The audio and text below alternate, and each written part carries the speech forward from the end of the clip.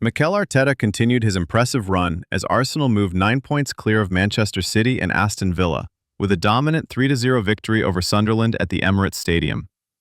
A stunning strike from Martín Zubimendi, combined with a brace from Viktor Gyökeres, underlined Arsenal's authority as they firmly stamped their claim for the Premier League title this season. Arteta set his side up in a 4-2-3-1, prioritizing control in midfield and fluid attacking rotations between the lines. On the other hand, Régis Lebris opted for a 5-4-1, looking to stay compact, protect the central areas, and frustrate Arsenal's build-up. Despite Sunderland's defensive structure, Arsenal's positional play, quick circulation, and intelligent off-ball movement consistently pulled the visitors out of shape. Let's take a closer look at the tactical battle that decided the game. When Sunderland were in possession, their nominal 5-4-1 shape repeatedly morphed into a 4-2-3-1 as soon as they began to build. Trey Hume advanced aggressively from the right-back position to hold the width high up the pitch, effectively functioning as a winger. This movement triggered a reshuffle behind him, with Nordi Mukiele sliding across to occupy the right-back slot, while Enzo Lefebvre and Noah Siddiqui positioned themselves as a double pivot ahead of the defensive line. The objective was to create clearer central connections and provide Sunderland with better angles to circulate possession under pressure. In the first phase of build-up, Sunderland showed a deliberate positional structure designed to stretch Arsenal both vertically and horizontally. The center-backs, Alderete and Ballard, split very wide, almost into the half spaces, while goalkeeper Roufs stepped high off his line to act as a third center-back. This created a temporary back five in possession, allowing Sunderland to overload Arsenal's first pressing line and maintain numerical superiority in the build-up. At the same time, Mukiele and Ronaldo held extremely high and wide positions, pinning Arsenal's wide players and offering immediate outlets whenever the central passing lanes were blocked. However, Arsenal's pressing structure was both aggressive and meticulously organized. Arteta instructed his side to press with a strong, man-oriented approach, ensuring that every Sunderland player in the first two lines was immediately engaged. Arsenal's forwards and midfielders pressed with intensity, closing down Sunderland's build-up options almost as soon as the ball was released. The distances between Arsenal's lines were extremely compact, which meant that even when Sunderland managed to play through the first line of pressure, the receiver was instantly confronted by another Arsenal player. This pressing scheme completely disrupted Sunderland's intended build-up patterns. Passing lanes into midfield were consistently blocked, forcing Sunderland's center-backs and goalkeeper to circulate the ball laterally rather than progress vertically. With little time to assess their options, Sunderland players were rushed into decisions, leading to misplaced passes, heavy touches, and frequent interceptions. Arsenal's ability to press from the front while simultaneously protecting central zones ensured that Sunderland rarely progressed cleanly into the middle third. In response, Sunderland attempted to manipulate Arsenal's man-oriented press through coordinated rotations. Diarra frequently dropped deeper into midfield or towards the ball in an effort to drag his marker out of position. The idea was to create space between Arsenal's midfield and defensive lines for Enzo Lefebvre to exploit with forward runs.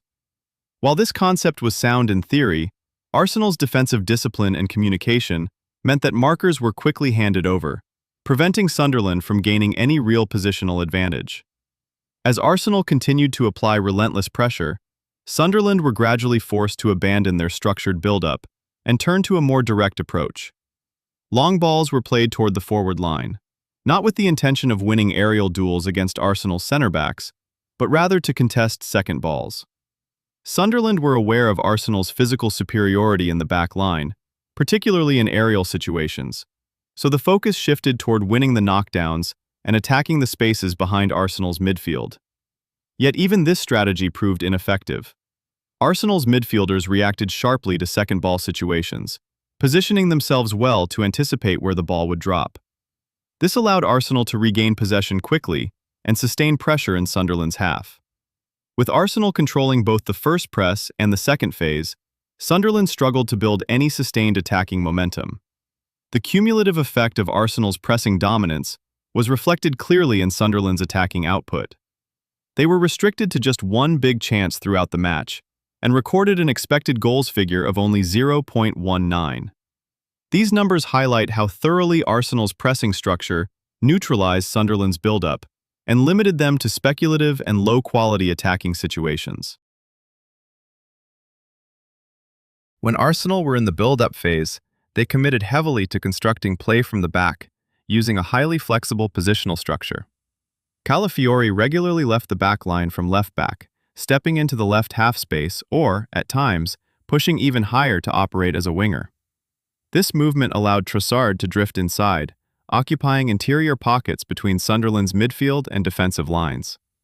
On the opposite side, Timber also stepped into midfield, but with more positional discipline, holding a slightly deeper and more conservative height than Calafiori. As a result, Arsenal were often left with Gabriel and Saliba as the only fixed defenders, supported dynamically by midfield rotations. During the initial build-up, Declan Rice frequently dropped deep to form a temporary back three alongside Gabriel and Saliba. This movement was a crucial mechanism in Arsenal's structure, as it prevented Sunderland from cleanly man-marking the back line and ensured numerical superiority in the first phase. Rice's presence also added significant progression value, as his ability to carry the ball forward or play incisive line-breaking passes allowed Arsenal to move through Sunderland's press rather than around it. By stepping into deeper zones, Rice effectively connected Arsenal's defensive line with the midfield, giving the team control and composure under pressure. Sunderland attempted to disrupt this structure with an aggressive man-to-man press of their own. Brobby and Diarra were tasked with pressing Gabriel and Saliba, while Talby and Hume tucked in from their wide positions to close down Rice and Zubimendi. Behind them, Enzo Lefebvre and Siddiqui tracked Havertz and Calafiori as they moved into the channels, with the clear intention of making Arsenal's build-up uncomfortable and forcing them into rushed decisions in their own half. Arsenal responded intelligently by adjusting the height of their advanced players. Both Havertz and Calafiori began to drop slightly deeper than Trossard and Madueke, creating a staggered attacking structure. This subtle positional shift posed a constant dilemma for Sunderland's fullbacks. Stepping out aggressively to press the players between the lines risked opening gaps in the defensive line for runners to exploit, while staying compact to protect the line allowed Arsenal's wingers time and space on the ball. For large periods of the game, Sunderland opted for the safer option by tracking the interior players, a decision that consistently left Arsenal's wingers with freedom to receive, turn, and drive at the defense. Once Arsenal managed to bypass Sunderland's initial press, their attacking focus immediately shifted toward exploiting the wide areas. They looked to create compact passing triangles near the touchline, using quick combinations and well-timed overlapping and underlapping runs to destabilize Sunderland's defensive block.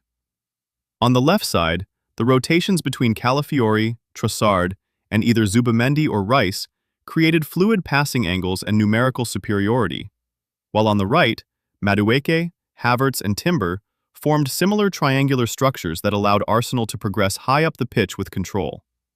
This approach proved decisive, particularly in the build-up to the opening goal.